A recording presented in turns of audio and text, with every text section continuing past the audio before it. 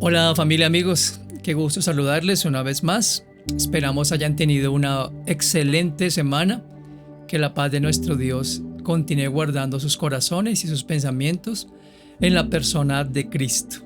Bienvenidos como siempre a este tiempo de meditación de la palabra de nuestro Dios. Oremos para que sea nuestro Padre por medio de su Espíritu Santo, afirmando cada verdad en nuestros corazones. Padre, estamos muy agradecidos contigo por la semana que finalizó, por tu fidelidad para con cada uno de nosotros y sobre todo por nutrir nuestro espíritu, Señor, todos los días con esa verdad eterna que es tu palabra. Y quiero rogar, Señor, para que el mensaje de hoy traiga ese aliciente, esa esperanza, esa fortaleza para cada corazón y para que también este medio pues funcione muy bien, Padre amado. Gracias por tu fidelidad, Señor, y por todo lo que nos quieres enseñar. Afirma esa verdad en cada uno de nosotros. Te lo pido con todo mi corazón y en el nombre de Cristo. Amén y amén. Bien, esa semana estuve pensando acerca de la condición actual de este mundo. Y si alguien nos pidiera describir la condición actual de nuestro mundo, seguramente usaríamos términos como violencia, intolerancia, inmoralidad creciente, injusticia constante, maldad sin control y corrupción por doquier. Seguramente están de acuerdo conmigo. Y tal vez otro tipo de cosas, ¿verdad?, que caracterizan nuestra condición actual. Y a decir verdad, y tal vez lo que voy a decir no sea muy alentador, pero lo que dice la Escritura, la palabra de nuestro Dios, es que las cosas irán de mal en peor. Y muchos de nosotros, frente a ese sombrío panorama, muchas veces hemos dicho, bueno, ojalá ya termine todo esto, que todo acabe y poder tener esa tranquilidad de la que nos hablan las Escrituras. Todos queremos entrar en ese tiempo de descanso, de reposar de todo ese trajín que sobrellevamos en nuestra vida cotidiana a raíz de este caos que existe en el mundo. Y hoy precisamente quiero compartir ese mensaje que he titulado El reposo para nuestra alma. Acerca del tema del reposo, en el Nuevo Diccionario Bíblico Ilustrado leemos lo siguiente. Voy a leer de manera textual lo que dice este diccionario. La existencia del hombre consta alternativamente de trabajo y de reposo, de agitación y de quietud. Parece ser que para vivir plenamente deben coexistir los contrarios: la búsqueda y el goce, la caza y la captura, el deseo y el abrazo. Si halla el hombre, es para buscar de nuevo de manera insaciable. Qué descripción más clara de lo que es la vida del hombre, ¿no? Una búsqueda constante de cosas para hacer, pero también de la necesidad de ese reposo. El autor del libro o de la carta de Eclesiastés conocía muy bien esa situación y en ese tiempo vivían también situaciones muy parecidas, no tan caóticas como actualmente vivimos, pero muy parecidas. Miren conmigo lo que dice Eclesiastés capítulo 2, versos 22 y 23. Voy a leer este texto en la traducción Palabra de Dios para Todos. Escribió Salomón, que es el que se considera autor de este libro: ¿qué le queda al ser humano después de tanto trabajar y luchar bajo el sol? Es la pregunta que se hace. Toda su vida está llena de sufrimiento, frustraciones y trabajo duro. Seguramente nos identificamos con esas palabras, esas afirmaciones de Salomón. Ni siquiera de noche descansa su mente. Eso tampoco tiene sentido. Trabajo duro, vida de sufrimiento, de frustraciones, y ni siquiera descansando puede tener, durmiendo puede tener descanso su mente. Hoy quisiera hablar del reposo para nuestra alma, comenzando hablando de lo que es el reposo, de que habla la Escritura. El reposo se remonta desde luego a la creación. El primer libro de la Biblia, Génesis, habla en Génesis capítulo 2, versículo 2, que después de que Dios creó los cielos y la tierra y todo lo demás que creó en 6 días, Dios reposó el séptimo día de toda la obra que hizo. Esto no significa desde luego que Dios estaba cansado y que necesitaba descansar. El profeta Isaías, inspirado por el Espíritu Santo, escribe lo siguiente: tú debes saber que Dios no se cansa como nosotros. Debes saber que su inteligencia es más de lo que imaginamos y debes saber que su poder ha creado todo lo que existe. Cité el versículo 28 del libro de Isaías en el capítulo 40. Entonces, ¿qué significa exactamente que Dios reposó el séptimo día? Sencillamente que dejó de hacer lo que estaba haciendo, es decir, que cesó en ese momento de hacer su obra. Así lo describe el mismo libro de Génesis en el capítulo 2, versículos 1 al 3. Estoy leyendo los textos a propósito en la traducción Palabra de Dios para Todos. El cielo, la tierra y todo lo que hay en ellos quedaron terminados. En el séptimo día, Dios cesó todo el trabajo que había hecho en la creación. Bendijo el séptimo día y lo declaró día santo, porque cesó ese día todo el trabajo que había hecho en su creación. Ahí he mencionado brevemente el origen de ese día de reposo. Ahora, Dios estableció ese mismo séptimo día de reposo para su pueblo. En los libros de Éxodo y Deuteronomio podemos ver que Dios le dio a los israelitas, a su pueblo, el cuarto de sus mandamientos. Voy a leer Éxodo capítulo 20 de los versículos 8 hasta el 11. Les voy a dar unos segunditos para que se ubiquen en ese texto de Éxodo 20 del 8 al 11. Es muy fácil de ubicar, el segundo libro de la Biblia. Voy a leer los versículos entonces. Dice: recuerda el día de descanso y considéralo un día santo. 6 días a la semana podrás trabajar y cumplir con todas tus actividades, pero el séptimo día es de descanso dedicado al Señor tu Dios. Ese día no trabajarás ni tú, ni tu hijo, ni tu hija, ni tu esclavo, ni tu esclava, ni tus animales, ni tampoco el inmigrante que viva en tus ciudades. Porque en 6 días el Señor hizo el cielo y la tierra, el mar y todo lo que está en ellos, pero el séptimo día Él descansó. El Señor bendijo el día de descanso y lo declaró día santo. Como podemos ver claramente, el pueblo de Dios debía acordarse de ese día y santificarlo. Aquí la idea es de apartarlo, de reservarlo, con el propósito de reposar. Un día de cada 7 los israelitas debían descansar de su trabajo y darle aún el mismo descanso a sus sirvientes e incluso a los animales que eventualmente usaban para sus jornadas de agricultura y demás. Esto era entonces un cese de labores. Cada semana cualquier trabajador que estuviera trabajando, haciendo lo que debía descansar y consagrar ese día para el Señor, aún si ese día era de cosecha. Miren conmigo Éxodo 34:21, donde dice: trabajarás 6 días, pero descansarás en el séptimo día, aún en las épocas de siembra y de cosecha. Era tan importante la observancia de ese día que aunque estuvieran cosechando debían parar y consagrarlo a Dios.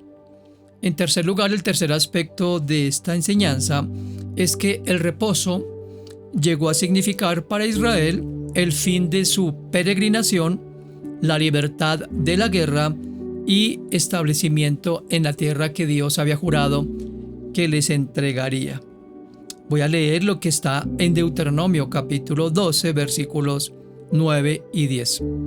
2 libros después de Éxodo, Levítico y Deuteronomio capítulo 12 versículos 9 y 10.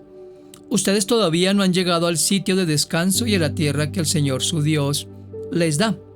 Está hablando desde luego Moisés, inspirado por Dios, al pueblo de Israel. Pero pronto cruzarán el río Jordán y vivirán en esa tierra que el Señor su Dios les dará en propiedad. Miren lo que dice al final: Él les dará descanso de sus enemigos y vivirán seguros. Ahí está hablando de la travesía que Israel culminaría desde la salida de esclavitud de Egipto, que por 400 años habían estado, y podían llegar bajo la protección de Dios, bajo la guía de Dios, a esa tierra, y como dice aquí, descansarían de todos esos enemigos y vivirían seguros. Ese es el contexto escritural, y quisiera hablar el aspecto pues para nosotros en el presente. Para nosotros el reposo se trata más allá o mucho más que un descanso físico. Desde luego tenemos siempre que observar el séptimo día como algo para consagrar a Dios. Pero miren lo que dice Hebreos capítulo 4 versículos 1 al 9, que es el texto que vamos a analizar en este momento. Hebreos 4 del 1 al 9 dice: debemos tener mucho cuidado porque, aunque todavía está vigente la promesa que Dios le dio a este pueblo de entrar a disfrutar del reposo de Dios, puede ser que algunos de ustedes no entren allí. Porque nosotros, al igual que ellos, también recibimos la buena noticia, pero a ellos no les sirvió de nada porque no se unieron por la fe con aquellos que hicieron caso. Versículo 3. Solo nosotros, los creyentes, entramos a ese reposo. Como Dios dijo, estaba enojado e hice una promesa: este pueblo nunca entrará a disfrutar de mi reposo, aunque en realidad Dios ya había preparado todo desde la creación del mundo. Pues en alguna parte de la escritura dice sobre el séptimo día, Dios reposó de todo su trabajo en el séptimo día, y en el texto que ya mencioné dice: este pueblo nunca entrará a disfrutar de mi reposo.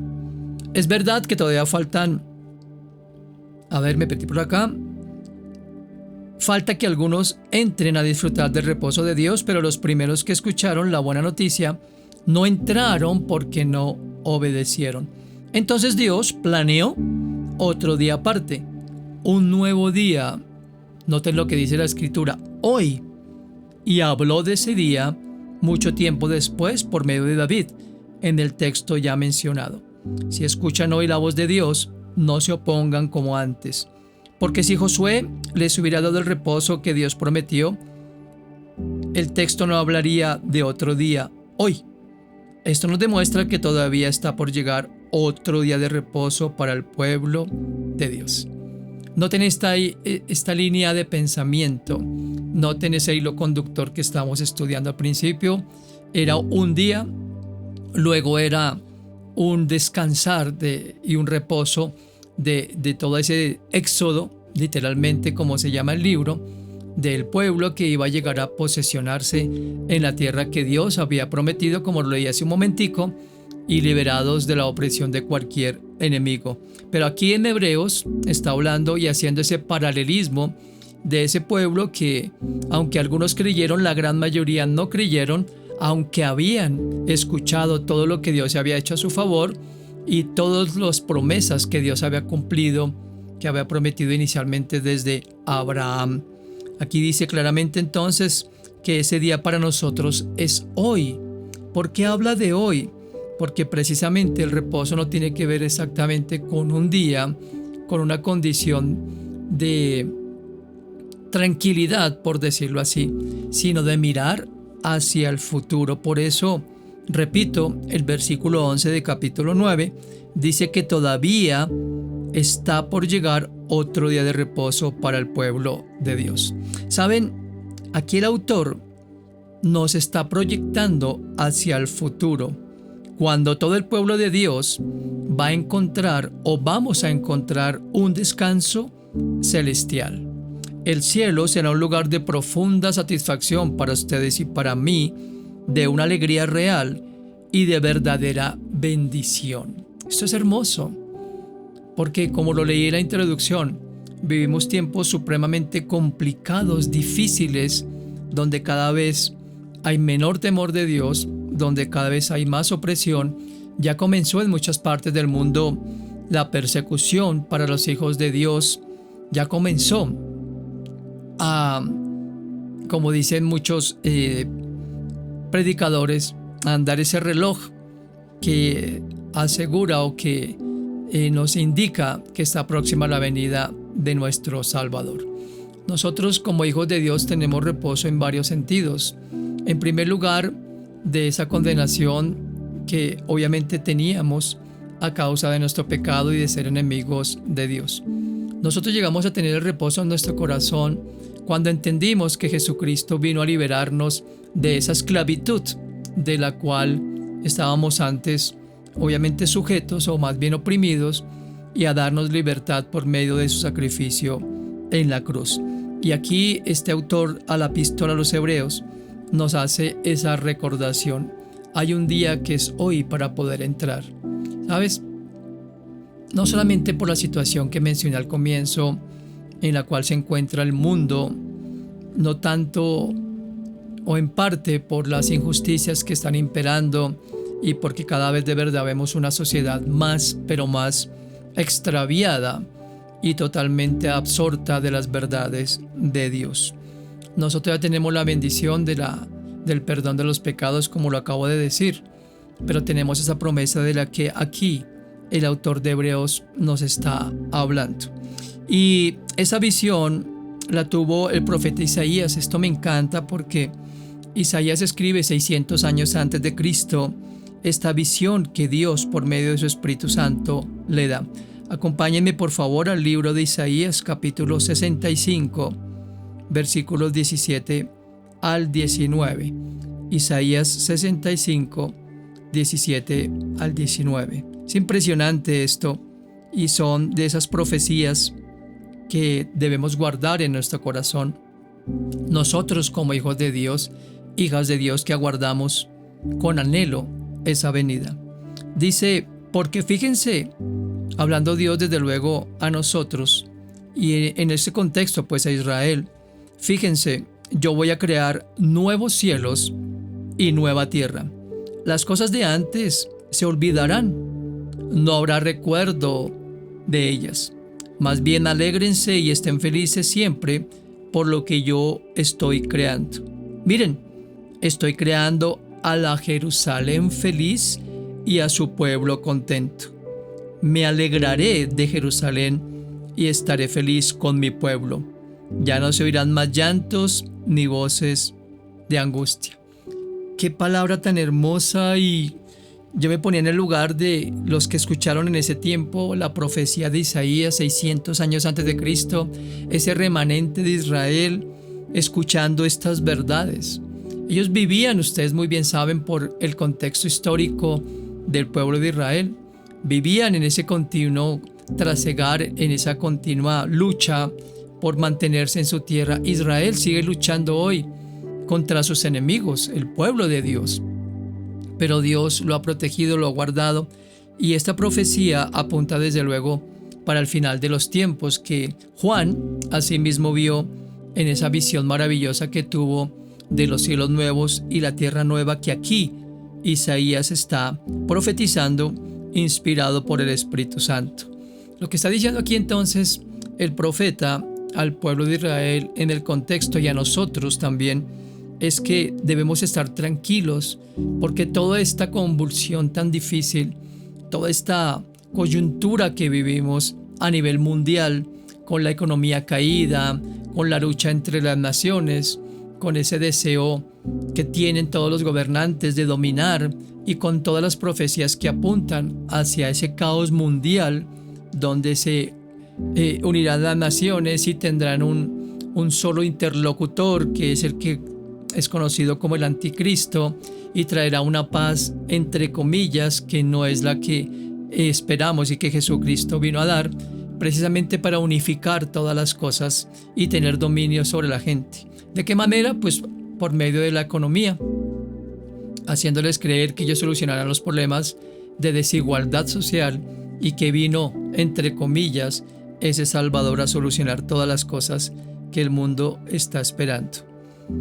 Y en Apocalipsis capítulo 21, versículos 1 al 7, es algo que ustedes y yo, como hijos de Dios, debemos retener en nuestro corazón y en lo que debemos descansar. En esta visión de Juan, que dice capítulo 21 de Apocalipsis, en los versos 1 al 7, lo siguiente: Luego vi un cielo nuevo y una tierra nueva. El primer cielo y la primera tierra habían desaparecido. El mar ya no existía. También vi la ciudad santa, la nueva Jerusalén, que bajaba del cielo desde donde está Dios. La ciudad estaba arreglada como una novia para su novio, lista para casarse. Oí una fuerte voz del cielo que decía: ahora el hogar de Dios está con los seres humanos y Él vivirá con ellos. Serán su pueblo y Dios mismo estará con ellos como su Dios. Él secará todas sus lágrimas y ya no habrá muerte, ni sufrimiento, ni llanto, ni dolor, porque el mundo como existía antes ya desapareció. Entonces el que estaba sentado en el trono dijo: yo estoy haciendo todo nuevo, como lo profetizó Isaías. También dijo: escribe esto, porque estas palabras son verdaderas y confiables. Subraya eso en tu Biblia. Estas palabras son verdaderas y confiables. Después me dijo: ya está hecho. Yo soy el Alfa y el Omega, el principio y el fin. A todos los que tengan sed, les permitiré beber del manantial del agua que da vida. Todo eso voy a darle al que salga victorioso. Yo seré su Dios y él será mi hijo. ¿Victorioso sobre qué? Victoriosos sobre el poder del pecado, victoriosos sobre el poder que tenía el mundo sobre nosotros, nuestra carne y Satanás. Esa es la promesa que Dios nos da. Y esta promesa, estimados amigos y amigas, es el fundamento del mensaje de Dios para nosotros hoy, como lo leí en el pasaje de Hebreos. Hay un reposo disponible, escúchame bien. Dios nos ofrece ese reposo. La puerta aún no se ha cerrado. El tiempo no ha terminado. No es tarde, aún tienes tu oportunidad. Escucha de nuevo las palabras del versículo 9, que da un reposo sagrado para el pueblo de Dios. La puerta está abierta, como lo acabo de decir, y ahora es el momento. Tal vez tú me estás escuchando decir todas estas cosas, leer todos estos textos, y puedas estar pensando en este momento: ok, hay un reposo para el pueblo de Dios, pero no para mí, porque no tengo una relación personal con Él. Tal vez por mucho tiempo no he creído en Él. Tal vez he construido o idealizado mi propio Dios. Tal vez soy escéptico a todo lo que me han dicho a través de los años. Pero yo te respondo: no es así. Esta promesa es para todos los que hemos creído. Dice el verso 3 de Hebreos 4: los que hemos creído entraremos en ese reposo, en esa promesa, en esa seguridad. Ahora mira lo que dice Hebreos capítulo 4, verso 11. Hebreos 4, verso 11. Hagamos todo lo posible por entrar a disfrutar del reposo de Dios. Pues el que desobedezca a Dios, como lo hizo el pueblo de Israel, no entrará. Ustedes saben muy bien, porque desde Génesis, la desobediencia es el resultado, o más bien el efecto de la incredulidad. Este pueblo no disfrutó del reposo que tenían en el contexto de sus enemigos y de la esclavitud. No lo hicieron porque no creyeron, por su incredulidad. Y por eso Dios, dice ahí, se enojó contra ellos y vino el justo juicio contra su extravío. Pero dice a los que estamos actualmente y a todos los que han creído que debemos hacer lo posible por disfrutar de ese reposo. Y ustedes y yo podemos disfrutar de ese reposo porque Cristo está en nuestro corazón, ese príncipe de paz, y porque tenemos esas promesas que, escúchame bien, nada ni nadie podrá cambiar, nada ni nadie podrá interferir para que podamos disfrutar de ese bendito reposo que Dios tiene para nosotros. Ese término, hagamos todo lo posible, en la versión Reina Valera 60 dice: procuremos pues entrar en ese reposo. Ese procuremos significa apresurémonos o seamos diligentes, decididos, tomemos esa decisión de entrar en ese reposo. ¿De qué manera podemos experimentarlo entonces, ese reposo? Haciendo una paráfrasis de todo el pasaje de Hebreos, prestando mucha atención y creyendo a lo que has oído.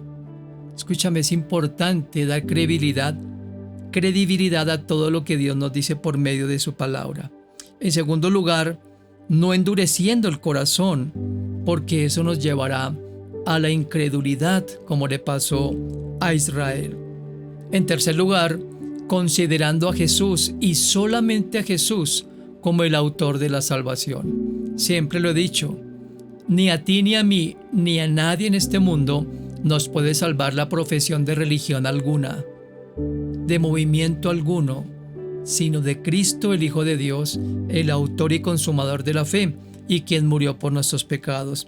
En cuarto lugar, no descuidando, si tú eres salvo por la gracia de Dios, porque creíste en el sacrificio de Cristo, porque lo recibiste como tu Señor y Salvador, reconociendo de antemano que estabas muerto o muerta en tus delitos y pecados, entonces Dios te hizo hijo de Dios, como dice Juan capítulo 1, verso 12. A todos los que creyeron en Él, a los que lo recibieron y reconocieron su nombre, les dio la potestad de ser hechos hijos de Dios. En quinto lugar, luchando día a día contra todos los engaños del pecado. Y en sexto lugar, perseverando o confiando en que alcanzaremos ese eterno reposo que Dios nos ha prometido. Ten en cuenta todas estas cosas, porque es la única manera de poder experimentar ese reposo en el presente y esperarlo en el futuro, como lo leí en la profecía de Isaías y en esa preciosa visión que Juan pudo observar descrita en Apocalipsis. A manera de conclusión, quisiera decirles que la vida cristiana es una vida llena de confianza, o debe ser una vida de confianza cada día, cada hora, en las promesas de Dios, para apoyarnos y guiarnos y a cuidar de nosotros, mostrándonos su perdón y llevándonos hacia un futuro que verdaderamente gozaremos infinitamente. Y por supuesto, la vida cristiana también tiene que ver con la confianza en esas promesas como resultado de esa comunión que tengamos con Él. Creo que la satisfacción suprema que puede un hijo de Dios, una hija de Dios experimentar, es que está viviendo en la esfera de la voluntad de Dios, llevando a cabo su obra y confiando y descansando en sus propósitos. Ese es el punto al cual Dios quiere que cada uno de nosotros lleguemos. Me acordaba a manera de ejemplo de María, de Betania. Ella vivió esa experiencia. Ella se sentó a los pies de Jesús, mientras Marta, su hermana, se encontraba atareada con las tareas de la cocina y rodeada de muchas actividades. Marta quería servir a Cristo, pero ella no sabía lo que era el verdadero reposo y lo que era prioridad. Yo confío que este mensaje, al igual que a mí, les haya ayudado a entender lo que es el reposo para nuestra alma, reposo del cual podemos disfrutar porque ya ese príncipe de paz está en nosotros y porque a ustedes y a mí nos espera un reposo verdadero, como lo leí en ese pasaje de Apocalipsis. Así de que démosle gracias a Dios porque podemos descansar en su suficiencia, en su bondad y sobre todo en sus promesas. Padre, gracias por este mensaje, por lo que dejas en nuestro corazón. Gracias, Dios, porque tenemos ese reposo en ti, Señor, en lo que tú ya hiciste por medio de Jesucristo. Gracias, amado Padre Celestial, por darnos esta seguridad para la eternidad, Señor, en la cual podemos descansar. Yo oro por aquellas personas que aún no te conocen, para que puedan reconocer, Señor, en ti como el autor de la salvación y puedan descansar en tus promesas. Gracias, Dios, por lo que has hecho, estás haciendo y harás a nuestro favor, y porque ya tenemos esa seguridad de una eternidad contigo. En el nombre de Cristo, amén. Bueno, amigos, amigas, espero que ese mensaje de verdad, como lo dije, pues haya reconfortado su alma y su espíritu. Compártanlo, por favor, como lo digo cada 8 días. Por favor, hagan difusión de esos mensajes, porque todos lo necesitamos. Recuerden que nos vemos esta semana en los grupos de estudio bíblico, también el miércoles en el grupo de oración, 7 de la noche Colombia, 6 de la tarde México. Aquí les esperamos para orar juntos e interceder por nuestra nación, por todo el mundo y sobre todo porque la paz de Dios, que es el verdadero fundamento de tranquilidad, está en el corazón de todos. Gracias por las oraciones, por este ministerio que desarrollamos con mi esposa Pili. Cualquier pregunta, inquietud, ampliación de este mensaje, escríbeme por favor aquí en la caja de comentarios y con todo el corazón te responderé. Es un gozo de verdad poder compartir con ustedes todas estas verdades de la palabra de nuestro Señor. Una muy buena semana para todos. Recuerden que también día a día enviamos meditaciones en audio para nuestro diario vivir, así le llamo, desde el corazón del Padre, y es un privilegio enorme que lo que Dios me da a mí y nos da a mi esposa y a mí, pues lo podamos compartir con ustedes. También difundan esos mensajes en audio, que es una manera de estimularnos, como dice el texto de Hebreos, al amor y a las buenas obras. Nos vemos el próximo domingo.